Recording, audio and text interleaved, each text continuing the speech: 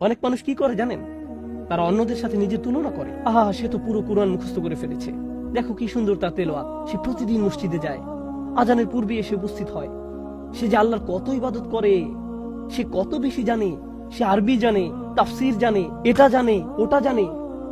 তারা মুসলিম হিসেবে আমার চেয়ে কত উত্তম পোশাক পরে। নিজেকে অন্যের সাথে তুলনা করবেন না। আল্লাহ আপনার কাছে এটা চান না। আল্লাহ আপনাকে অন্যের পাশে রেখে তুলনা করবেন না। তিনি তো আপনাকে এমনকি দুনিয়াতে অন্যের সাথে তুলনা করতে চান না। আর আখিরাতের কথা বাদই দিলাম, ওয়ালা তাতামান্নাউ মা ফাদ্দালাল্লাহু বিহি বা'দুকুম আলা বা'দ।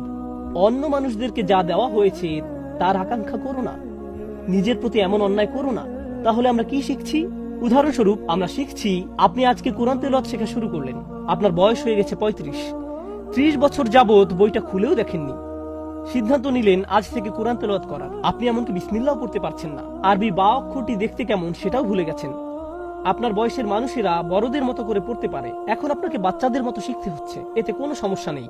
আপনি যখন আলিফ পড়া শিখছেন, বা পড়া শিখছেন এবং আল্লাহর দিকে কিছুটা অগ্রসর হয়েছেন, এখন এই অবস্থায় যদি আপনার মৃত্যু হয়, আপনি হয়তো একজন হাফেজে কোরআনের চেয়ে উত্তম, যে সম্পূর্ণ কোরআন মুখস্থ করেছে, কিন্তু এর প্রতি কোনো কদর নেই। কে নিজেকে আরো উত্তম মানুষ হিসেবে গড়তে চায় জানা যাবে অন্তর থেকে, আর আল্লাহ সেটা জানেন। তাই আল্লাহর দিকে অগ্রসর হওয়ার ক্ষেত্রে এখন যে অবস্থায় আছেন তাকে ছোট করে দেখবেন না। মানুষ আপনাকে ছোট করে দেখতে পারে, কিন্তু আল্লাহ আপনার চেষ্টাকে ছোট করে দেখেন না। আপনার বলা উচিত নয় আমি পথভ্রষ্ট। আল্লাহ যে আপনাকে দোয়া করার সামর্থ্য দিয়েছেন, এই সামর্থ্য নিজেই আল্লাহর পক্ষ থেকে আপনার জন্য একটা হেদায়েত। আল্লাহ আপনাকে আরো দিবেন, তিনি আরো দিবেন এবং তিনি আরো দিবেন। মুসলমানরা এমনই আশাবাদী এক জাতি, যখন পৃথিবীতে হেদায়েত নেমে আসে তখন এর সাথে প্রশান্তি আসে, ইতমিনান আসে, হৃদয় প্রশান্তিতে পূর্ণ হয়ে যায়। আলা বিযিকরিল্লাহি তাতমাইন্নুল কুলুব। অন্তর যখন প্রশান্ত হয়ে যায় তখন এই প্রশান্তি আশেপাশে ছড়িয়ে পড়ে, পরিবারের ভেতর শান্তি ছড়িয়ে পড়ে, বন্ধু বান্ধবদের মাঝে শান্তি ছড়িয়ে পড়ে, সমাজে শান্তি ছড়িয়ে পড়ে। যখন হিদায়েত আসে, এই হুজুর অমুক ফতোয়া দেয়, ওই হুজুর তমুক ফতোয়া দেয়, আমি কি এই হুজুরকে মানবো নাকি ওই হুজুরকে মানবো? কেউ বলে এটা হালাল, কেউ বলে এটা হারাম, কিছুই জানি না, সবকিছুই বিভ্রান্তিকর। এত বেশি দল, আমি কিভাবে হেদায়েত পাবো? কিভাবে আমি জানবো যে আমি সঠিক বিষয়টা অনুসরণ করছি? কিভাবে জানবো? আমার পক্ষে তো এত বেশি তথ্য প্রসেস করা সম্ভব নয়। আমি কারো হেদায়েতের নিশ্চয়তা দিতে পারি না, ইউটিউব কারো হেদায়েতের নিশ্চয়তা দিতে পারে না, গুগল কারো হেদায়েতের গ্যারান্টি দিতে পারে না, এবং কোনো মানুষও হেদায়েতের নিশ্চয়তা দেয় না। এটা আমাদের আশা যে স্বয়ং আল্লাহ আমাকে ব্যক্তিগতভাবে হিদায়েত দিবেন।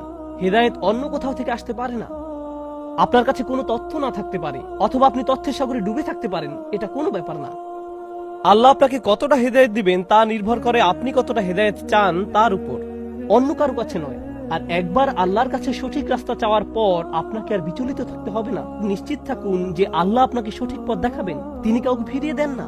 আল্লাহর কাছ থেকে হেদায়েত পাওয়া কঠিন নয়, এটা কঠিন নয়। আল্লাহ হেদায়েতের পথ খোলা রেখেছেন যারা চায় তাদের জন্য। আমাদেরকে শুধু সেসব মানুষের অন্তর্ভুক্ত হতে হবে, শুধু এইটুকুই। আপনার পরিস্থিতি যত অন্ধকারচ্ছন্নই হোক না কেন, আপনার যদি আল্লাহর উপর আশা থাকে, এটাই যথেষ্ট। আপনি কোনোদিন নিখুঁত হবেন না, আমিও কোনোদিন নিখুঁত হতে পারবো না। আমরা যা করতে পারি তা হলো আরেকটু ভালো হওয়া, এরপর আরেকটু ভালো, এরপর আরেকটু ভালো। শুধু দিন দিন ক্রমাগত উন্নতির চেষ্টা করুন। যদি কেউ এভাবে আল্লাহর নিকটবর্তী হওয়ার চেষ্টায় রত থেকে মারা যায়, সে সফল।